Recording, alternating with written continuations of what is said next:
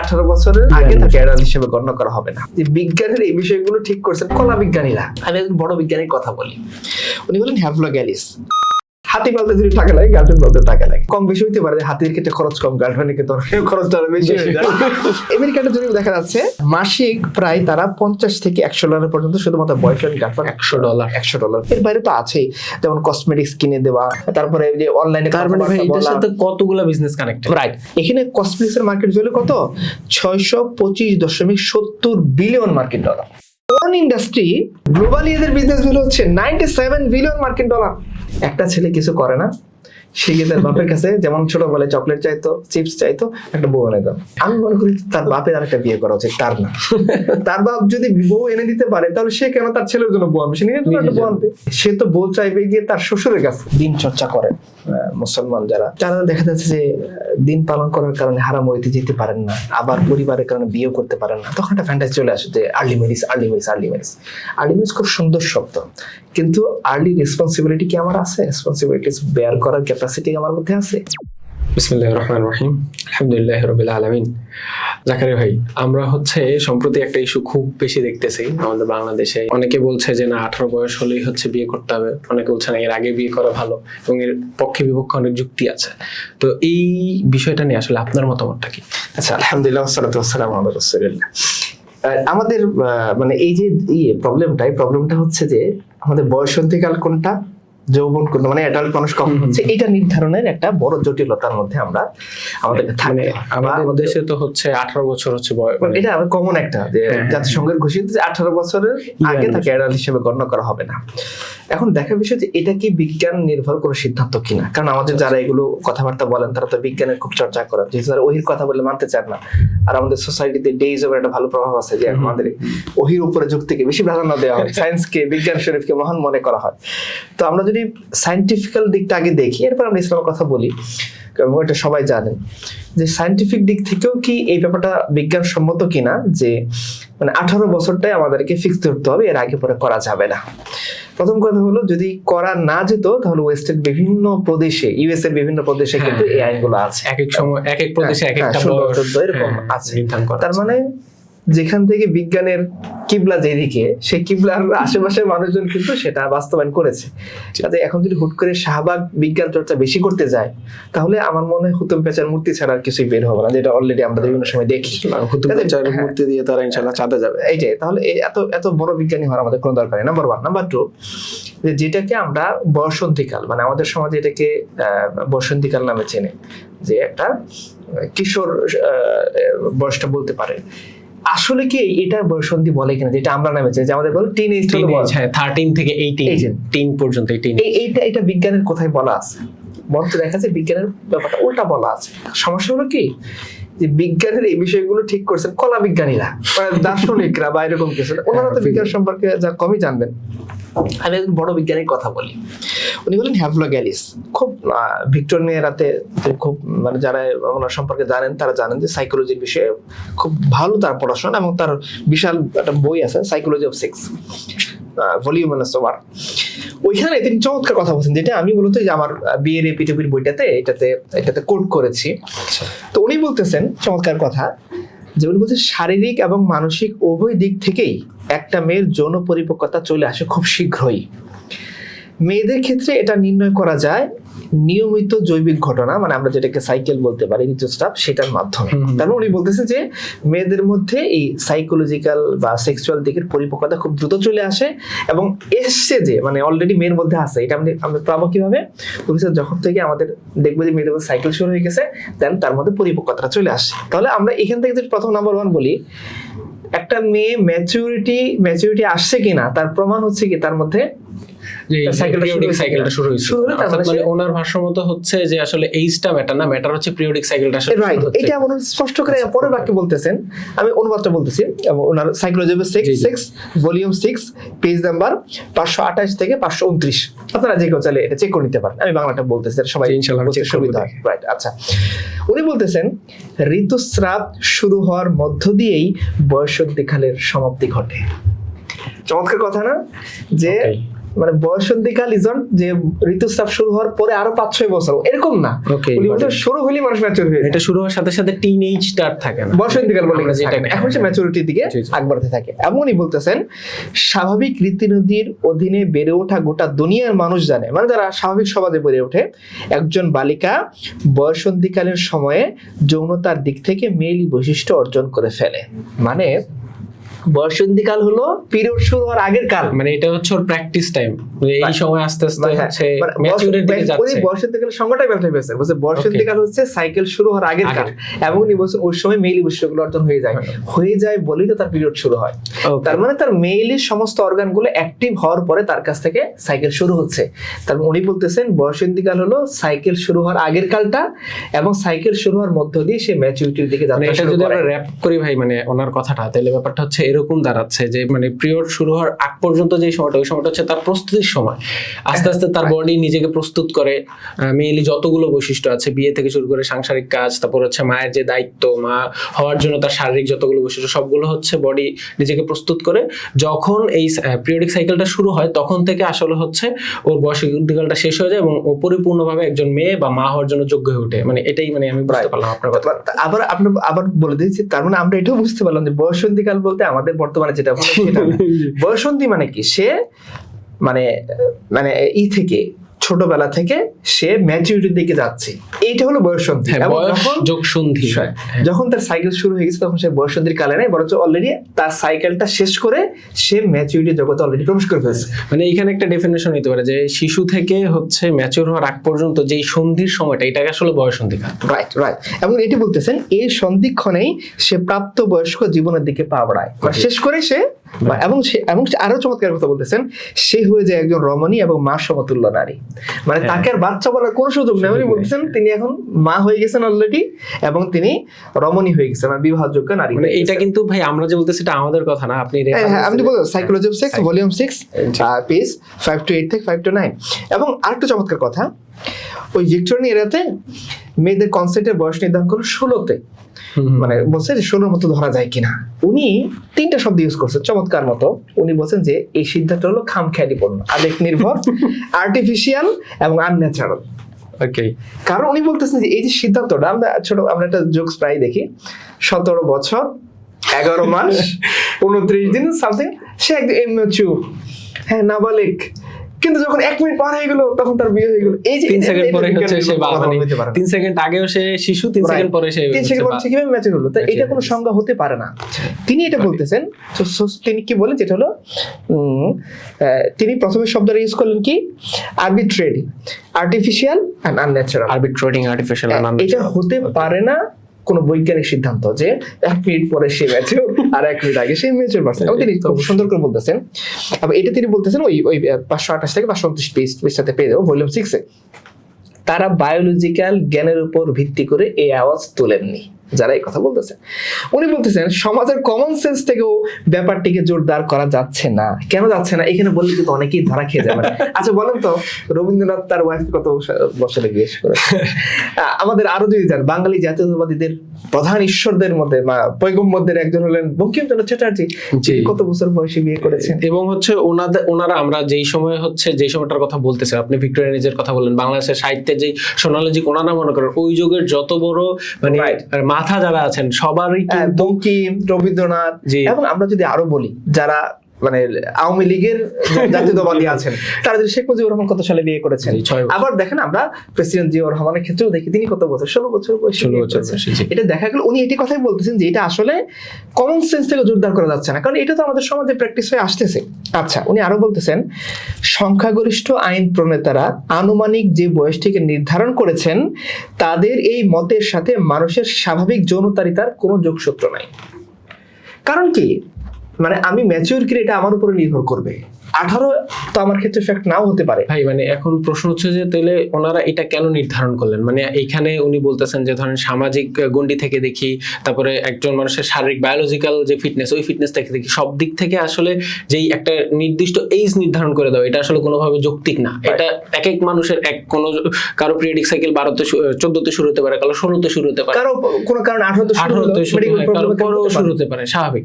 So এই যে এই বিষয়টাকে কেন 18তেই ফিক্সড করা হলো, মানে এইটার একটা মানে কোন আচ্ছা, reason আছে? উনি খুব চমৎকার কথা বলতেছেন যে উনি বলতেছেন মনস্তাত্ত্বিক এবং নৈতিক সমস্ত দিক থেকে আমরা সাইড করে রাখলাম, যে ঠিক আছে আমরা আলোচনা। উনি বলছেন এটা ভাষার বিকৃতি ছাড়া আর কিছুই না। এই যে কনসেন্ট, যে অনুমোদন, এটা ভাষার বিকৃতি জাস্ট। এটা উনি বলছেন। আরেকটা কথা বলছেন কি, আরো জঘন্য বিষয় হচ্ছে এর মাধ্যমে আইনের অপব্যবহার করা হচ্ছে। কারণ ওই যে আমি বললাম, এটা কারণে আমি একটু বলতেছি কেন তিনি বলছেন আইন অপব্যবহার। যারা আমরা অনেকেই ফ্রয়েড পড়ে থাকবেন, যারা খুব চেতনার চর্চা করেন, ফ্রয়েড পড়ার কথা, ফ্রয়েডের একটা বই আছে 3 Essays on the Theory of Sexuality। সেখানে পেজ 13-এ তিনি বলতেছেন মানব জাতির মধ্যে একটা জিনিস আছে, সেটা হলো লিবিডো। লিবিডোকে উনি বলছেন যৌন ক্ষুধার মতো। কেন ক্ষুধা তিনি ব্যাখ্যা করছেন যে আমরা বলি না যে খাবারের ক্ষুধা লাগে আমাদের, আমরা খাবার না খেলে আমাদের ক্ষুধা লাগে। উনি বলছেন যৌনতা না করলে মানুষের মধ্যে যৌন ক্ষুধা জন্ম নেয়। তিনি বলতেছেন পেজ নাম্বার 13-এ, মানব জাতি এবং পশু প্রাণীর যৌন চাহিদার অস্তিত্বের বিষয়টি জীববিজ্ঞান ব্যক্ত করে থাকে যৌন তাড়না নামে। আমার মধ্যে যৌন তাড়না, তোমার মধ্যে বা অনেকের মধ্যে জাগে, সবার মধ্যে স্বাভাবিক মানুষ আছে, মানে যৌন তাড়না আছে। উনি বলতেছেন পুষ্টি লাভের তাড়নার সাথে মিল থাকা একে ক্ষুধা বলা যায়। তার মানে কি, মানে আমাদের যখন পুষ্টির দরকার পড়ে বডিতে, বডি আমাকে সিগন্যাল দিচ্ছে পেটে ক্ষুধা লাগতেছে, আমি খাচ্ছি। ওরকম যার যৌনতার ক্ষুধা লাগছে, শূন্যতা তৈরি হয়েছে, বডি তাকে সিগন্যাল দিবে, সে যৌনতার মাধ্যমে হালাল ভাবে লিপ্ত হবে এবং সেটা তাকে ফুলফিল করবে। উনি বলতেছেন এটাকে যৌন ক্ষুধা যেহেতু পরিপূরক শব্দ নয়, এটা কোনো বৈজ্ঞানিক ভাবে আমরা লিবিডো বলতে পারি। সো এটা যদি আমরা মিলাই যে কেন আমাদের বয়সে ফিক্সড করে দেওয়া উচিত না, এর কারণ ফ্রয়েড বলে দিচ্ছেন যে এটা ক্ষুধার মতো। আচ্ছা, আমি কি বলতে পারবো যে প্রত্যেক মানুষের 8 ঘন্টা পর পর ভাত খাইতে হবে? না, বা প্রত্যেক ওষুধ না ভাই, অথবা 8 মিনিট পরে পরে খাইতে হবে না, এরকম না। আমি মেডিসিনের ক্ষেত্রে বলতে পারি। হ্যাঁ, কিন্তু ভাত কখন খাবে? প্রত্যেক ব্যক্তির যখন ক্ষুধা লাগে। অনেকেই আছেন 2 বেলা করে খান, কোনো কারণে সকালে রাতে খান। অনেকে আছেন 1 বেলা করে খান। অনেকে আছেন দেখা যাচ্ছে ভাত খানি না। তার মানে খাওয়ার ধরন, খাবার সময়, খাবার রুটিন ব্যক্তি বিশেষে ভেরি করবে। যে যখন যেটাকে তার বডির জন্য অ্যাপ্রোপ্রিয়েট ডাক্তার এই বলে দিবেন, সে ওই অনুসারে খাবে। অসুস্থ হলে তার জন্য একটা স্পেশাল রুটিন দিবেন, সে অনুসারে মানবে। এবং যদি আবার ধরুন কথা বাচ্চাদের আমরা কি দেখি, আমরা সাধারণত 3 বেলা করে খাই, বাচ্চা কয় বেলা খায়? ও 30 বেলা পর্যন্ত। হ্যাঁ, সন্তান জন্ম হয়েছে, সে তো আধা ঘন্টা পরে পরে দুধ খায়। কত বার তখন ভাই হচ্ছে ওই যে খাবার যে মানে পাকস্থলীর যে সাইজটা ওটা ছোট থাকে, বারবার খেতে হয়, বারবার খালি হয়, বারবার, এবং তার খাবার শুধু দুধ থাকে। তাকে যদি আমি বলি তুমি 3 বেলা খাবা, তার চেয়ে মারা যাবে বাচ্চা। আবার আমাকে যদি বলা হয় তুমি 30 বেলা খাবা, আমিও মরে যাবো, মানে এই হবে না। তার মানে এটা কেন করা উচিত না, যে যারা করতে চান তারা আসলে, আমি যদি হ্যাভলক এলিসের ভাষা বলি, এটা একেবারে আবেগ নির্ভর এবং এটা খুবই বাজে সিদ্ধান্ত, আনন্যাচারাল সিদ্ধান্ত, এটা আর্টিফিশিয়াল সিদ্ধান্ত, যে সমাজের উপরে চাপিয়ে দেওয়া। ন্যাচারাল কিছু না। ন্যাচারাল কি হতে পারতো, যে আমরা ব্যক্তির উপরে ছেড়ে দিতাম। আমি বলছি না যে সবাইকে 16 আগে বিয়ে করতে হবে, 18 আগে বিয়ে করতে হবে, আমি বলতেছি না। আমি বলতেছি কি যখন তার ক্ষুধা লাগে তখন তার বিয়ে করতে হবে। ক্ষুধাটা কখন লাগে এটা ব্যক্তি বিশেষ ঠিক হবে। যে অনেকে থাকেন যেটা তিনি নিজেকে সংযত রাখতে পারবেন, তিনি একটু দেরি করে করেন, কোনো সমস্যা নেই। আর যদি সংযত রাখতে না পারতেছেন, তিনি আর্লি করবেন।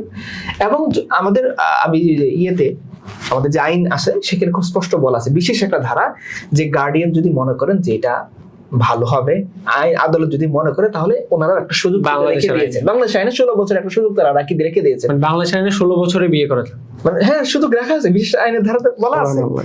2টা শর্ত দিয়েছেন কি, যে পরিবার যদি মনে করেন যে অভিভাবক যে না এখন ভালো করা যাবে, স্বামী ভালো দায়িত্বশীল রাখতে পারবে, আইনে বলা আছে এটা, এবং আদালত যদি মনে করে। কিন্তু আমাদের যারা হইচই করেন তারা কিন্তু এই ধারাটার কথা বলেন না। তারাও তো আইন পড়েন নিশ্চয়ই। কেন, মানে আমার প্রশ্নটা ওই জায়গায় যে 18 কেন ফিক্সড করে হলো, বা এটাকে কেন সামনে আনতে চাচ্ছেন? আচ্ছা, তার মানে আমরা তো এই বিষয়টা ক্লিয়ার যে 18টা বিজ্ঞান নির্ভর কোনো সিদ্ধান্ত না। হ্যাভলক এলিসের কথা যদি বলি, তিনি সাইকোলজির বিশেষজ্ঞ। এবং আমরা যদি ফ্রয়েডকেও নিয়ে আসি, যিনি আধুনিক জামানার সেক্সুয়ালজির উপর খুব বড় একটা পণ্ডিত বলা হয়, তিনিও বলতেছেন যে এটাকে ক্ষুধার মতো যদি তুলনা করি, আর ক্ষুধাটাকে যদি আমি স্বাভাবিক মানুষের বৈশিষ্ট্যের সাথে মিলাই, তাহলে বয়সটা ফিক্সড করাটা এটা বিজ্ঞান নির্ভর কোনো আলাপ হতে পারে না। আচ্ছা, এখন এটা কেন করা হলো, এটা পিছনে কাহিনীটা কেন করা হলো আমরা যদি একটু দেখি। আচ্ছা, আমাদের কি মনে হয় যে ছোটবেলায় আমরা এমন একটা সময় দেখছি যেখানে নারী পুরুষের বিয়ে ছাড়া কাছে আসাটা খুব মানে সমাজের চোখে খুব মানে খুবই খারাপ ছিল। হ্যাঁ, মানে এই ব্যাপারটা হচ্ছে যে মানে দেখতে কথা বললেও হচ্ছে মানুষ একটু অন্যভাবে দেখতো যে না ও আরেকটা মেয়ের সাথে কথা বলছে। ইভেন মানে যখন মানে মানুষ পর্দার বিধানের বাইরেও বাঙালি সামাজিকতাও কিন্তু দেখা ছিল যে দেওরের সাথে ভাবিদের একটা খুব দূরত্বের একটা সম্পর্ক ছিল, দেখা হইলে হচ্ছে মুখ ঘুরিয়ে অন্যদিকে কথা বলতো, মানে এই বিষয়টা ছিল। নারী পুরুষের আসলে ওই হাজবেন্ড ওয়াইফের সম্পর্ক ছাড়া অন্য যে কোনো সম্পর্ক আসলে নর্মালাইজ ছিল না, কিন্তু বর্তমানে এটা খুবই নর্মালাইজ হয়ে গেছে এটা। আচ্ছা, আমরা দেখি যে যদি আমরা নারী পুরুষের স্বাভাবিক যে ক্ষুধা লিবিডো আমরা যদি ইয়ের ভাষায় বলি, আর আমরা যদি হ্যাভলয় গিলিসের ভাষায় বলি, তাহলে ন্যাচারাল যে বৈশিষ্ট্য, যেটা ফিতরাত, ইসলাম ফিতরাত বলতেছে, উনি ন্যাচারাল কথা বলছেন, ন্যাচারাল। আচ্ছা, এইগুলো যদি বন্ধ করে দেয়া যায় যে ঠিক আছে আমি দিব না, আমি 18তেই নিয়ে যাব, 18 হবে রিজিট পরে, এর বাইরে আর কোনো কিছু নেই, কি হবে? প্রথমে হলো যার ক্ষুধা আগে লেগে গেছে সেটা কোথায় যাবে এখন? Got it. মানে যার ক্ষুধা লেগে গেছে এখন আপনি তো আপনার ন্যাশনালিজম দিয়ে ক্ষুধা সেট আপ করতে পারবেন না। ক্ষুধা তো ব্যক্তি বিশেষে লাগবে। যার ক্ষুধা আগে লাগছে, লিবিডোর ক্ষুধা, সে কোথায় যাবে? ভাই বৈধভাবে খেতে না পারলে তো অবৈধ রাস্তা, প্রস্টিটিউশনে যাবে। এখন আসেন দেখেন, ইন্দোনেশিয়ায় প্রস্টিটিউশনের ব্যবসার মাধ্যমে 3.3 বিলিয়ন মার্কিন ডলার আয় হয়। ওকে, দেখেন শুধুমাত্র এই যে পার্টনার সাপ্লাই দেওয়া এসে এখানে 200 বিলিয়ন ডলার এই যে সাপ্লাই, মানে যারা সাপ্লাই চেইনের উপরে তারা নির্ভর করে। তাহলে যারা এই ইন্ডাস্ট্রি, আমি যদি এটাকে বলি কি বলা যায়, পতিতাবৃত্তির ইন্ডাস্ট্রি, এই ইন্ডাস্ট্রির লবি তো অনেক শক্তিশালী হবে, কারণ পতিতাবৃত্তি নাই বলেই তো তাদের বিজনেস বন্ধ। যেমন ধরেন আমেরিকা যুদ্ধ কেন করতেছে, সবাই জানে যে ইসরায়েলের লবি অনেক শক্তিশালী, তারা এটাকে ফোর্স করছে যুদ্ধে নিয়ে যাওয়ার জন্য, এবং এটা গবেষণায় এখন তো দেখা যাচ্ছে। আরেকটা কি, অস্ত্রের ব্যবসায় ফোর্স করছে, দীর্ঘদিন বড় যুদ্ধ নাই, যুদ্ধ করতে। তো অস্ত্রের ব্যবসায়ী চাইবে যুদ্ধ লাগুক, সে দেখবে না এটা মানবতার পক্ষে যুদ্ধ না মানবতার বিরুদ্ধে। পতিতালয়ের বিজনেস যারা করে তারা কি চাইবে? তারাও চাইবে যে মানুষ বেশি ঝুঁকুক, মানুষের বেশি ক্ষুধা লাগুক এবং তার বৈধ পথটা বন্ধ, এবং ক্ষুধা নিবৃত্ত করার বৈধ পথটা বন্ধ করে দেওয়া হচ্ছে, তাহলে সে আমার কাছে আসবে। ওকে, ফাইন। আচ্ছা, এখন আমার বর্তমান সমাজে ওই যে প্রথম বললাম গার্লফ্রেন্ড বয়ফ্রেন্ড সম্পর্ক, এটাই বিজনেস নাই 100%। যারা আমরা দেখি, একটা গার্লফ্রেন্ড পালতে টাকা লাগে না, হাতি পালতে যদি টাকা লাগে, গার্লফ্রেন্ড পালতে টাকা লাগে। হয়তো কম বেশি হইতে পারে, হাতির ক্ষেত্রে খরচ কম, গার্লফ্রেন্ডের ক্ষেত্রে খরচটা আরো বেশি হয়ে যায়। হ্যাঁ, ওই আমেরিকাটা যদি দেখা যাচ্ছে যে মাসিক প্রায় তারা $50 থেকে $100 পর্যন্ত শুধুমাত্র বয়ফ্রেন্ড গার্লফ্রেন্ড $100 পর্যন্ত ব্যয় করতে হবে, মানে গড় একটা হিসাব। এর বাইরে তো আছেই, যেমন কসমেটিক্স কিনে দেওয়া, হ্যাঁ, তারপরে ফুল কিনে দেওয়া, তারপরে যে অনলাইনে, তার মানে ভাই এটার সাথে কতগুলো বিজনেস কানেক্টেড। রাইট, আরো আছে। তো আমি বলো কি, এখন তো কথা একটা প্রেমিক চায় কি, তার চেহারাটা প্রেমিকের সঙ্গে সুন্দর হোক। প্রেমিকা কি চায়? একই জিনিস চায়। ফলে তারা দেখবে যে কসমেটিক্স এর চর্চা করে, কসমেটিক্স এর মার্কেট। তো এরকম এখানে কসমেটিক্স এর মার্কেট ভ্যালু কত? 625.70 বিলিয়ন মার্কিন ডলার বছরে। তো তারা কি চায়? এই জিনিসগুলো সচল থাকুক। আচ্ছা, এটা বা এখন কেউ পতিতাবৃত্তিতেও যেতে পারলো না, পতিতালয়েও গেল না, তাকে কোনো চিপায় চাপায় ধরা পড়া গেল না, আবার তার বয়ফ্রেন্ড গার্লফ্রেন্ডও নাই, সে কি করবে? আমরা ওয়েস্টে দেখি, এবং এখনো বাংলাদেশে অনেকে দেখা যায় বিভিন্ন সেক্স টয় সহ ধরা পড়তেছে। আচ্ছা, সেক্স টয়ের কি মার্কেট ভ্যালু কত? 35.1 বিলিয়ন মার্কিন ডলার। হ্যাঁ, এবং ওরা বলতেছে বছরে 35.1 বিলিয়ন মার্কিন। ওরা বলতেছে যে এটা 2030 সালে 54-এ চলে যাবে। এত বেশি পরিমাণ মানুষ এটা ইউজ করতেছে। ওকে, ফাইন। আচ্ছা, এখন কেউ ধরনের কথা এগুলো ইউজ করে না, সে কি করে? অনলাইনে পর্নোগ্রাফি দেখে মাস্টারবেশন করে। এটা তো আছে। হ্যাঁ, পর্ন ইন্ডাস্ট্রি তাদের 57 বিলিয়ন মার্কিন ডলার হচ্ছে তাদের রেভিনিউ, পর্ন ইন্ডাস্ট্রি। হ্যাঁ, আর গ্লোবালি এদের বিজনেস ভ্যালু হচ্ছে 97 বিলিয়ন মার্কিন ডলার। তাহলে আমাকে বলো যে যারা এরা চায় যদি এই জিনিসগুলো, আমি ক্ষুধাটা সে মানুষ যদি হালাল ভাবে পূর্ণ করতে পারে, তাহলে তার হারাম ক্ষুধার চলবে। প্রায় ভাই এইখানে 2 বিলিয়ন মার্কিন ডলার। রাইট। আরেকটা কথা বলি, 60% পর্ন ওয়েবসাইট গুলো লিড করা হয় মানবতাবাদী মহান সভ্যতার ধারক মার্কিন যুক্তরাষ্ট্র থেকে। ফলে তারা কি কখনো চাইবে যে মানুষ হালাল পথে তার লিবিডো পূর্ণ করুক? চাইবে না। এখন আচ্ছা, এখন আর কি আমাদের দেশে কমন একটা জিনিস, বা এই যে রিসেন্ট দেখা যায় সমকামিতা, হোমোসেক্সুয়ালিটি, এইটা একটা কি হয়, সমকামিতাতে জড়িত হওয়ার পরে তো মানুষের একটা কি করতে হয়, মানে ডিজিজটা যদি এইডসটা আমরা দেখি কাদের মধ্যে বেশি হয়, সমকামী সমকামীদের মধ্যে বেশি হয়। এটা এবং সমকামীদের সৃষ্ট একটা রোগ। হ্যাঁ, এটা তো আগে গে সিনড্রোম দিয়েই বলা হতো, হ্যাঁ। এটা পরবর্তীতে এটা মানে করার জন্য সরাই দেওয়া হয়েছে, এইডস বানানো হয়েছে। নামটা চেঞ্জ মূলত এটা গেইদের যারা তাদের প্রধান লোক ছিল। এছাড়া আরো অনেক লোক আছে, এসটিডি বলে, সেক্সুয়ালি ট্রান্সমিটেড ডিজিজ। সেখানে দেখা যাচ্ছে সিফিলিস থেকে শুরু করে অনেকগুলো রোগ। বলতেছে বিশ্ব স্বাস্থ্য সংস্থার রিপোর্ট হচ্ছে 2020 সালে 71 লক্ষ সিফিলিসের রোগী ধরা পড়ছে, 71 লক্ষ। এখন তারা বলতেছে সেই 2020 সালে, হ্যাঁ 2020 সালে, 2026 সালে কি হ্যাঁ, পরিমাণ আমার হতে পারে? একটা রিপোর্ট দেখাচ্ছে 2021 কি হয়েছে, 21 গিয়ে 32% বেড়ে গেছে। এর চেয়ে 20 যা ছিল 71 লক্ষ, এর 32% বাড়ছে কত? 90 প্রায়। তাহলে 2026-এর কি দশা? আচ্ছা, এখন যদি বলা হয় এই রোগ দিয়ে আমি কি করবো, এই রোগ হলো গেদের মধ্যে বেশি। তাহলে যারা স্বাভাবিকভাবে যাচ্ছে না তারা অস্বাভাবিকভাবে যাবে, অস্বাভাবিক যাওয়ার একটা ওয়ে কি? আচ্ছা, এবং দেখা যাচ্ছে আমেরিকার প্রত্যেক 5 জনের একজন এসটিডিতে আক্রান্ত। হ্যাঁ, এবং এইটার পেছনে মার্কিন যুক্তরাষ্ট্র $16 বিলিয়ন তাকে ব্যয় করতে হচ্ছে। স্পেসিফিকলি এইডস এর বিষয়ে তাকে ব্যয় করতে হচ্ছে $13.7 বিলিয়ন মার্কিন ডলার। তার মানে তো ভাই এটার সাথে মেডিসিন ইন্ডাস্ট্রি। রাইট, এই যে উনি বলতেছেন শুধু মেডিসিন তো অনেক ব্রড, যদি আমি আরো ন্যারো সেন্স ইউজ করি, মানে সেক্সুয়াল যে ডিজিজ, এইটার মার্কেট ভ্যালু হচ্ছে $100.9 বিলিয়ন মার্কিন ডলার। হ্যাঁ, তো এটা ভাই টোটাল যেটা আমি দেখলাম যে এই জাস্ট হচ্ছে এই একটা এইস নির্ধারণ করে দিয়ে প্রায় হচ্ছে এইখানে 20 থেকে 30 ট্রিলিয়ন ডলারের একটা মার্কেট ওরা। এইসটা তো অনেকে আবার খুবই, আমি বলি ক্ষুধার পুরো নিবৃত্ত করার বৈধ রাস্তা বন্ধ করে দিয়ে বাকি কত রাস্তা সচল করে রাখা হয়েছে। একটা কথা যদি বলি, এবং এটা কিভাবে বোঝা যায়, 16 বছরের একটা নারী যদি তার বয়ফ্রেন্ডের সাথে কোথাও ধরা পড়ে, এটা আমাদের সেকুলার লিবারেল ডেমোক্রেটিক সোসাইটি কাছে এটা কিছু মনে করে না, এটা রিপোর্ট করে না, কনসেন্ট টনসেন্ট সব বাদ। জামার সাথে ধরা পড়লে তখন হচ্ছে শুধু কথা, এটা কেন? তার এই বিদেশগুলো চালাইতে হবে। আরেকটা বিষয় যদি বলি, যারা এগুলো নিয়ে বেশি কথা বলেন তারা ম্যাক্সিমাম দেখা যাচ্ছে এনজিওদের তারা মানে পেট্রোনাইজড। এনজিওরা কারা চালায়? ব্যবসার এনজিও চালায়, ব্যবসার এনজিওতে টাকা পয়সা দেয়, ব্যবসায়ীতে এগুলো বিজনেস চালায়। তো এরকম আমরা যদি কথার কথা, ভূমিদস্যু বলে অনেক পত্রিকা আছে, এবং ওদের পত্রিকা আছে ভূমিদস্যুদের পত্রিকা, আমরা সবাই জানি, নাম বলছি না। আচ্ছা, ভূমিদস্যুদের পত্রিকায় কখনো কি ভূমিদস্যুর বিরুদ্ধে কখনো কোনো রিপোর্ট ছাপা? না। আমরা দেখছি ডক্টর ইউনুসের বিরুদ্ধে অনেক রিপোর্ট, ভালো খারাপ তো অবশ্যই আছে, এটা রিপোর্ট করা যায়। কিন্তু আমি বললাম ডক্টর ইউনুসের বিরুদ্ধে যত রিপোর্ট, ভূমিদস্যুর পত্রিকার কিন্তু ভূমিদস্যুর বিরুদ্ধে রিপোর্ট। এবং আরেকটা বিষয়, মুনিয়া হত্যাকাণ্ডের বিরুদ্ধে কিন্তু তাদের কোনো রিপোর্ট নেই। ভাই মিডিয়াটাও ওরা হচ্ছে আসলে নিজেদের কাজেই ইউজ করে। মিডিয়া মানুষের মধ্যে কি করে, জনসমর্থন আদায় করে। আমি একটা খারাপ কাজ করব মিডিয়ার মাধ্যমে, এটা জনসমর্থন, এটা প্রোপাগান্ডা। খারাপ মানে একটা খারাপ কাজ করছে ভালো করার জন্য মিডিয়াকে ইউজ করে। যেমন আওয়ামী লীগের আমরা দেখছি যে প্রথম আলো অনেকে আগে করতো, একটা জঙ্গি নেগেটিভ তৈরি করতো, এরপরে কি করতো, নাটকটাকে বাস্তবায়ন করা হতো।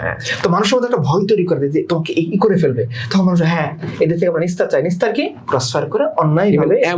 এমনও হচ্ছে নিউজ বের হয়েছে, আমরা দেখছি যে আওয়ামী লীগ পতনের পরে, জুলাই আগস্ট আন্দোলনের পরে, যে মানুষকে ধরে বেঁধে নিয়ে একটা রুমে আগের রাতে বন্দি করছে, তারপরে আইসা একটা জঙ্গি নাটক সাজিয়েছে। এটা তো অহরহ সবাই হচ্ছে তাদের বিপরীত মতকে দমন করার জন্য। আর এখানে যদি বিপরীত মতকে দমন করার জন্য এই অবস্থা হয়, তাহলে এ তো 20 ট্রিলিয়ন ডলার ব্যবসাকে উত্তর করার জন্য আরো কি কি করবে তারা। আমি একটু কারণ শুধু বিপরীত মত না, কিন্তু প্রমোশন পাওয়ার জন্য অনেকেই নাটক সাজায়। মানে শুধু বিপরীত মত না, আমার প্রমোশন দরকার, দেন আমি নাটক সাজাইলে কি করতে পারবো, প্রমোশন পাবো। তো এরকম হ্যাঁ, আমরা যে প্রশ্নটা কেন ফিক্সড করে দিতে চাই, কারণ আমি যখন ক্ষুধার জন্য আমার মতো করে একটা ফিক্সড করে দিব, কথার কথা, আমার কাছে ফুড ইন্ডাস্ট্রি আছে, আমি অনেক ফুড বিক্রি করি, আমি চাইবই মানুষ আমার ফুডগুলো কিনুক, যদিও এখানে আমার মানে আমি যে প্রসেস ফুড গুলো তো সাধারণত স্বাস্থ্যের জন্য ক্ষতিকর, তার আমি কি চাইবো মানুষ বাসার খাবার গুলো কম খায়।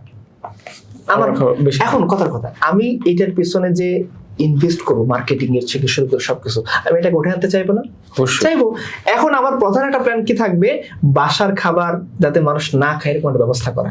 হ্যাঁ, আমি বাসার খাবার খারাপ এই কথা বললে কেউ মানবে না, কিন্তু আমি তাকে যদি ব্যস্ত করে দিতে পারি, সে রান্না করবে না, রান্না না করলে ওয়েস্টে আমরা কি দেখি, সবাই বাইরে ফাস্ট ফুড চেইন অনেক অনেক অনেক কারণ বড় কি? বড় ফাস্ট বাসায় রান্না করার মতো সময় তাদের নাই। তার মানে এটা একটা প্রসেস, আরো অনেকগুলো প্রসেস। যেমন যেমন আমরা অনেক সময় দেখি আমাদের যারা মডেল আছেন তারা ওই তেলটা জীবনও দেন না, কিন্তু ওইটাকে বিশ্বে একটা তেল বলে প্রচার করে দেন, মানে এত তেল তারা মারেন।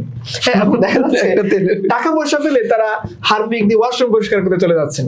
তো এই যে এটা দিয়ে কি করা হয়, মানুষের মধ্যে একটা আর্টিফিশিয়াল কৃত্রিম একটা নিডস তৈরি করা হয় ওই পণ্যের ব্যাপারে, একটা ধোঁকাবাজ।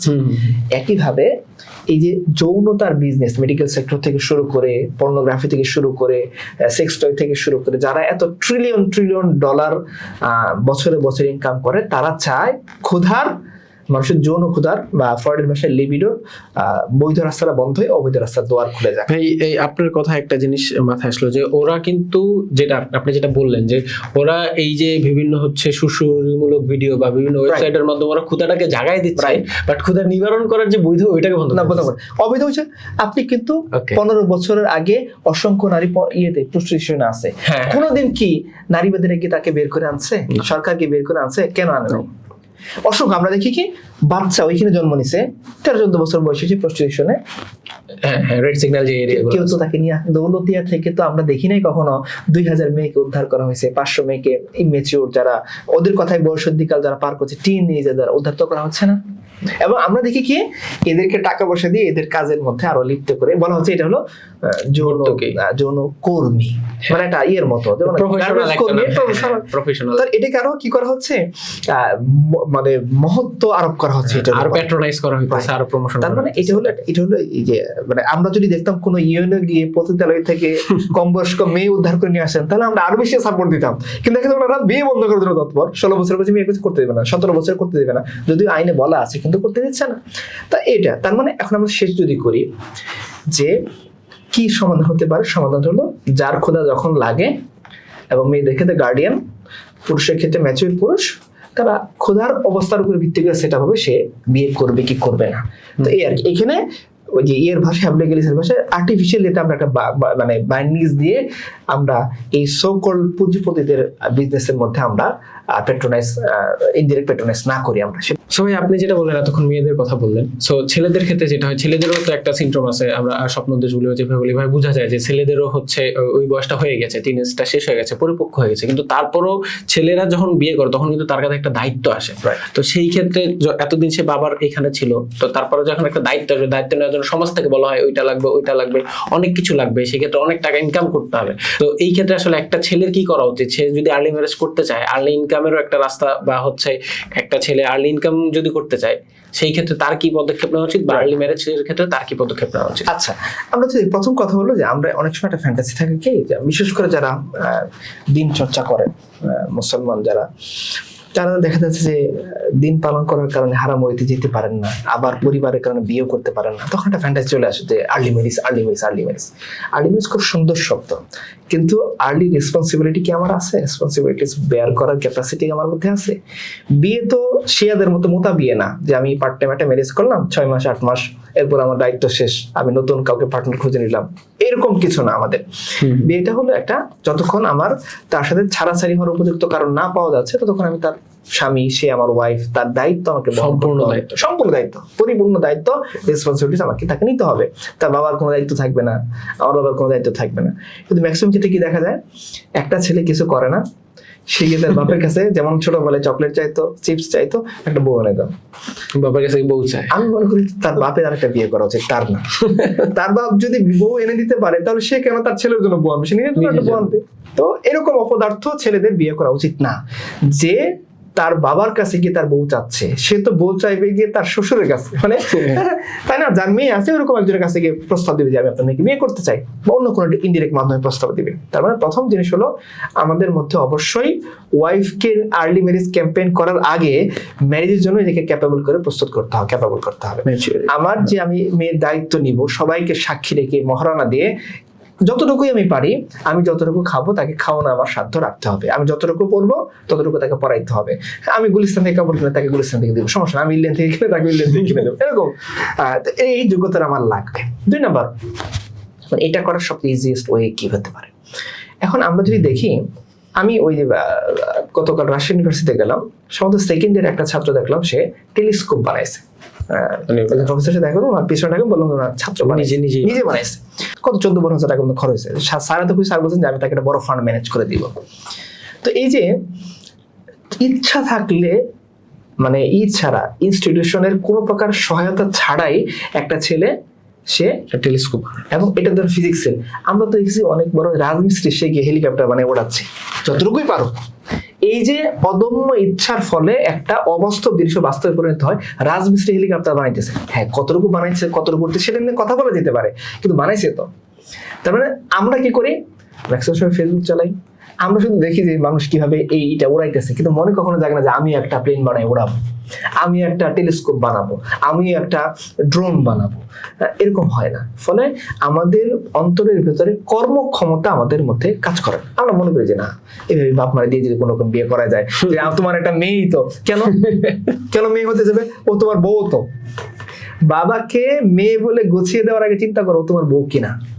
বউকে তো তোমার বাবার কাছে তুমি গুছিয়ে দিতে পারো। ইসলামী শরীয়ত অনুযায়ী তো দায়িত্ব পুরো এক স্বামীর উপরে। বাবা যদি করে আলহামদুলিল্লাহ, কেন বাবা করতে চান, বালে ঘর পরে তো বাবার তোমার উপরে কোনো দায়িত্ব নাই, উনি তোমার উপরে ইহসান করতেছেন, আরেক তো বাবার না, বাবার ঘরে এতগুলো চাপা। তাহলে আমরা কি করতে পারি, আমাদেরকে আউট অফ দ্য বক্স যদি আমরা দেখি যে পৃথিবীটা গ্লোবালাইজড হওয়ার পরে জবের অসংখ্য সেক্টর খুলে গেছে, এবং এখানে এজ কোনো ব্যাপার না, এখানে ডিগ্রি কোনো ব্যাপার না, এখানে ইনস্টিটিউশন কোনো ব্যাপার না, কোয়ালিফিকেশন। আমরা রিসেন্টলি দেখতেছি হচ্ছে যে 18 বছরের মানুষ বা 16 বছরের মানুষ, কয়েকদিন আগে একটা পডকাস্টে দেখলাম 15 বছরের একটা ছেলে হচ্ছে 30 লাখ টাকা ইনকাম করছে বছরে। ইন্টার পড়ুয়া ছেলে ইনকাম করতেছে, ক্লাস 10 পড়ুয়া ছেলে প্রোগ্রামিং করতেছে।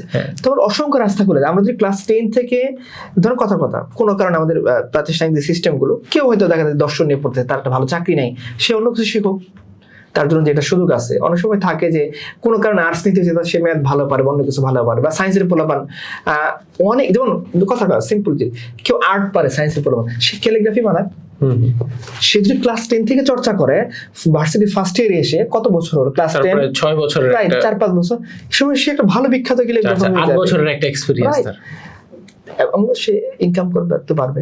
ইভেন হচ্ছে বর্তমানে ভাই আর ওই যে এআই এর যে টুলস গুলো আছে, টুলস গুলো ব্যবহার করে কিন্তু অনেক টাকা, অনেক সময় দেখা যায়। আমি ছোট ভাই একটা চিন্তা, সে সিলেবাস করার সময় পড়তো, সে আইএলটিএস দিল, স্কোর 7.5, তারপরে সে একটা আইএলটিএস কোচিং খুলে ফেলে ইন্টারমিডিয়েট পরে। তো এরকম পড়ালেখার কোনো ক্ষতি না করে সে নিজের ইংরেজি চর্চাটাও বাড়াচ্ছে, অপরদিকে সে ইনকামও করতেছে। তো এরকম আর কি, যে আমরা যদি চাই ইনকাম করব, আমাদের হাজারো রাস্তা আছে। আমরা অনেক, আমাদের সময় তো এই জিনিসগুলো এত বেশি ছিল না, তখন পুরো আমার কি করতো, টিউশনি করতো। আমি অনেক ছেলে পেলেকে দেখছি যারা টিউশনি করে নিজের খরচ বাবা মাকে খরচ দিত। সো আমাদের মনে হয় যে আমাদের যুবকদেরকে এই ব্যাপারে সচেতন হওয়া উচিত। সব বাবা মার ঘাড়ে না দিয়ে নিজের ঘাড়ে দায়িত্বটা নিয়ে বাবা মার সামনে নিজেকে এভাবে উপস্থাপন করা যায়, আব্বু আমি তোমারও দায়িত্ব নিতে পারবো, মারও দায়িত্ব নিতে পারবো, পাশাপাশি যে মেয়েটা বলে তোমার কান্দি যাচ্ছে ওর দায়িত্ব আমি নিতে পারবো, তুমি নিয়ে আসো। আশা করছি রাজি হবেন। হ্যাঁ, আর হচ্ছে বিয়ে করার পরে ভাই একটা অনেক বড় সমস্যা হয় যায়। সাধারণত ধরেন আমি আমার মার ক্ষেত্রে 100% ভালোবাসাটা এখন আছে, বিয়ের পর কিন্তু এটা ভাগ হয়ে যায়, 50-50 হয়ে যায়। সো এই যে এই জিনিসটাকে ব্যালেন্স করতে পারা, এটাও তো একটা দায়িত্ব, এটাও ম্যাচুরিটির বিষয়। মানে বাইরে গেলে যখন কাজ করতে যাবে, আমাদের দেখেন অনেক সময় না দিয়েও শুধুমাত্র মানে অ্যাটিটিউড দিয়ে মানুষকে জয় করে ফেলা যায়। আমি দিইনি তাকে, কিন্তু সে ফিল করতেছে সে আমি তাকে দেন তো আমার জীবনটাই দিয়ে দিয়েছি, কথার মাধ্যমে, ব্যবহারের মাধ্যমে, এবং আটল কোন সময় কি পদক্ষেপ নিতে হবে এটার মাধ্যমে। এটাও বিয়ের ম্যাচুরিটির সংজ্ঞা। এই জন্য আমরা লাস্ট যদি আমরা করি যে বিয়ের ক্ষেত্রে এইজটাকে ফিক্স না করে আমাদের উচিত ম্যাচুরিটিটাকে ফিক্স করা, পুরুষদের ক্ষেত্রে বিশেষ করে। আর মেয়েদের ক্ষেত্রে হলো শারীরিক প্রস্তুতি, তার ফিজিক্যাল প্রস্তুতিটা আছে কিনা। হ্যাঁ, ফিজিক্যালি সে সত্যি অনেক সময় থাকে যে আমাদের সমাজে যে মানে আমাদের সামাজিকীকরণটা খুব ভালোভাবে হয় না।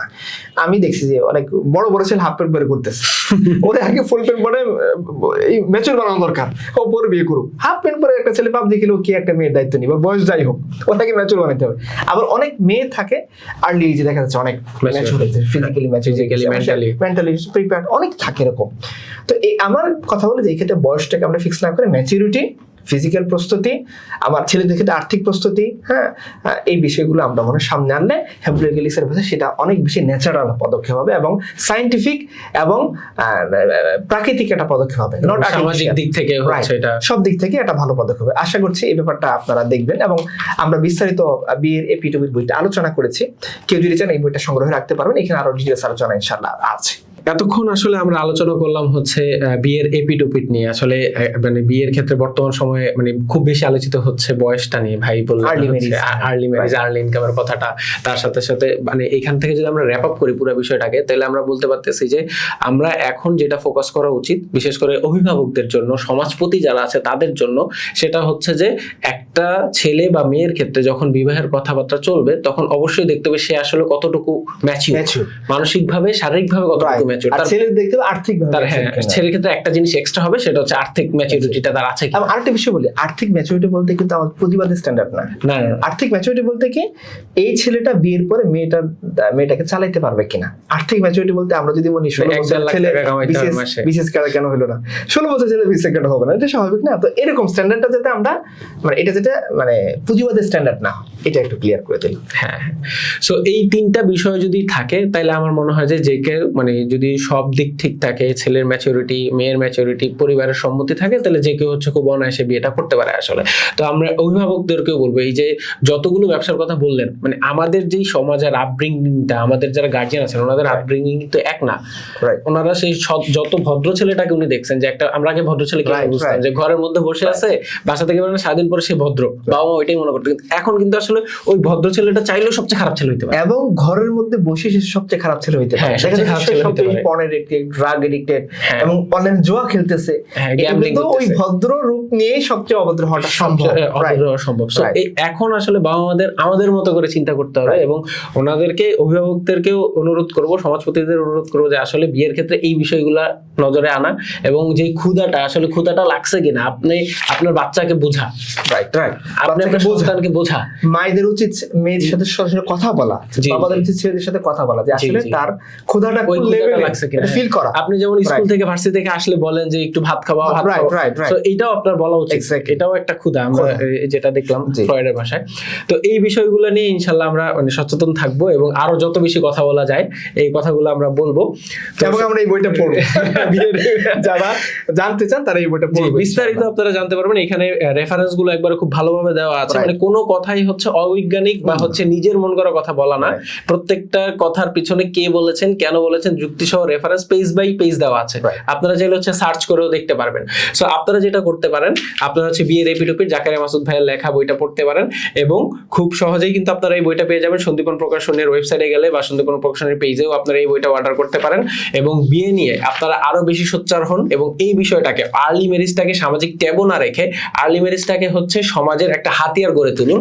এই যেই ব্যবসাগুলো আছে, অপসংস্কৃতিগুলো আছে, এই জিনিসগুলোকে আমরা না বলে, এই জিনিসগুলোর দিকে আমরা সমাজকে ধাবিত হতে না দিয়ে আমরা হচ্ছে আমাদের ইসলামিক যে সৌন্দর্য বা সামাজিক যেই গতানুগতিক কালচার, ওই কালচারটাকে আরো আগিয়ে নিয়ে যাব, এই কামনা ব্যক্ত করে আমরা আজকে আমাদের পডকাস্ট শেষ করছি। আসসালামু আলাইকুম। ওয়ালাইকুম আসসালাম।